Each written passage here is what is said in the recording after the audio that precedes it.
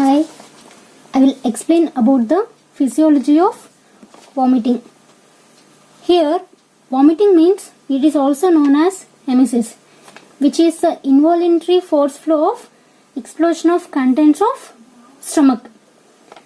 In this, here we are seeing the brain and brainstem. In the area of brainstem, there is a medulla oblongata. We find vomiting center which contains muscarinic receptors. These receptors stimulates the vomiting reflex. In close to the vomiting center, there is also another area called CTZ, means chemoreceptor trigger zone, which is triggered by chemicals. It contains few types of receptors such as dopamine 2 receptors and 5-HT receptors. As we already know, chemotherapy means cytotoxic agent stimulates CTZ. It stimulates muscarinic receptors in the vomiting center and causes vomiting reflex. As CTZ is located outside the blood-brain barrier. Blood-brain barrier means it prevents the circulating the substances in the brain, substances of the blood which make contact with the brain, means preventing the circulating substances in the blood from making contact with brain. Now we will say about motion sickness. Motion sickness is a common thing where the action comes from inner ear as a bony structure called labyrinth, which is a bony structure called labyrinth, which is made up of vestibule, which is used for balancing of the body. It sends electrical signals to brainstem via vestibular cochlear nerve. Vestibular cochlear nerve. And it sends as the signals in the brainstem is said to be vestibular nuclei. It contains receptors such as histamine 1 receptor and muscarinic receptors.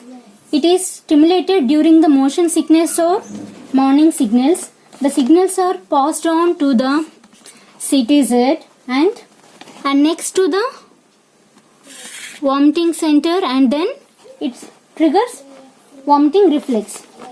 Other cause of vomiting is the thing that occurs in the cerebrum, which is higher brain centers. This is the higher brain center. We'll call that as cerebrum. Factors such as emotional factors, pain, repulsive smell and repulsive sight. They stimulate the vomiting center and causes vomiting reflex. And another cause is from the stomach. In stomach, we'll see the enterochromaffin cells that release the serotonin, means 5-HT receptors, in response to the chemotherapy. It stimulates 5-HT3 receptors. On stimulation of these sensory nerve fibers such as vagus nerve, which is a sensory nerve, it brings information to the vomiting center and it triggers the vomiting. The next one, all these factors, all the following factors such as CTZ and next one is vestibular cochlear and motion sickness or morning sickness, higher brain center and from stomach. All these vomiting factors stimulates the vomiting center and reflects the vomiting, means it causes vomiting to occur. Now we'll see what happens during the vomiting reflex. As we already previously saw that vomiting center triggers the vomiting reflex to happen the vomit. Now what are the things that happens in the vomiting reflex? In vomiting reflex, there is a relaxation of lower esophageal sphincter. Here we have sense of that as food need to come up to vomit. For that, the lower esophageal sphincter is to be relaxed. And then contraction, it also causes contraction of diaphragm and abdominal muscles that helps in food to push up, and it increases the intra-abdominal pressure. And there is another change in the vomiting reflex, that is none other than autonomic changes. In this we see tachycardia, means increased heart rate, and also starvation. Then which is here epiglottis is closed because we don't need food to enter into the lungs.